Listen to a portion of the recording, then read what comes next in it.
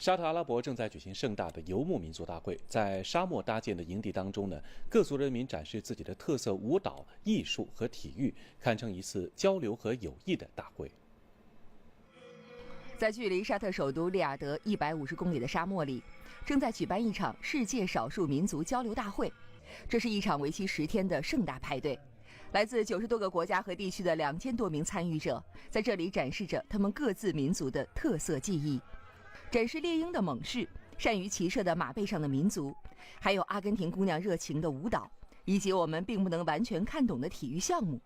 这个被称为宇宙大部落的活动，就是要保护和复兴世界历史遗产以及各族人民原始文化的多样性。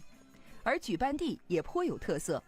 这个沙漠里的安置点数百年来一直是阿拉伯半岛骆驼商队的汇合聚集处。如今电脑科技充斥生活，太多人忘记了他们传统的语言文化。传统文化很重要，所以我们要保存下来。举办这次活动的主要目的就是展示少数民族文化，不论他们来自哪个国家和民族。看多了体育馆、球场上的厮杀，能在沙漠里听着音乐，欣赏着充满异域风情的舞蹈，以及各民族有趣的体育项目，不仅增长了见识，也是一场身心的愉悦享受。体育频道编译报道。